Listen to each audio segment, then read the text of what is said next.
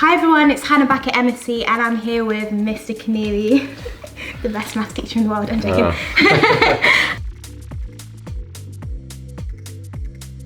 We're just going to be talking about GCSEs and basically how the first few weeks of September go in regards to maths.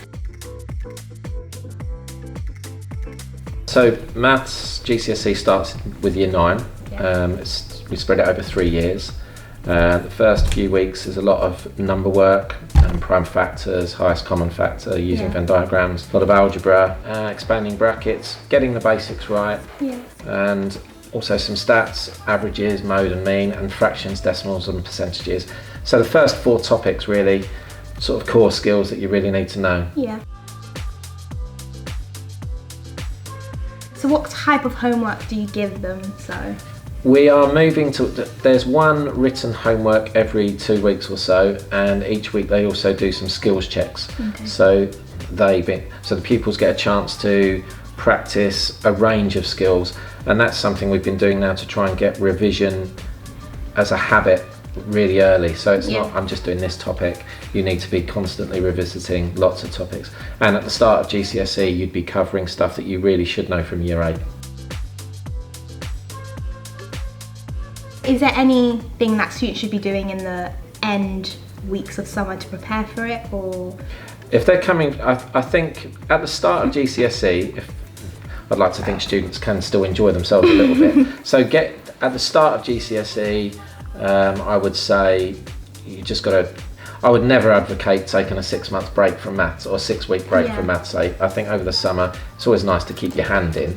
But at the start of GCSE, my advice is really it's a marathon, not a sprint. You just got to be ready. You just got to make sure you keep your hand in, and then you hit the ground running. So, but at the start of the course, if you're higher, you've got to be. You're probably you're ready anyway. Well, no, I don't like the sound of that at all. So there's some editing for you to do there.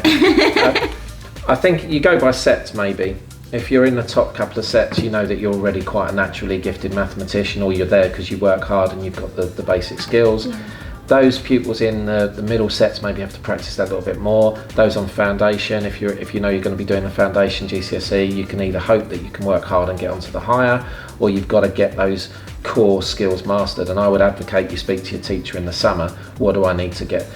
Certainly you need to be your number, your basic times tables, stuff like that, because that's the foundation for everything.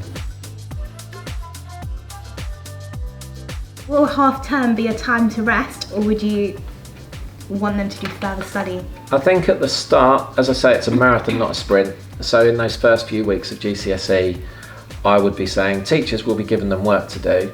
There is a lot to cover though, and you don't want to overwhelm the pupils. So there is maybe that first half term.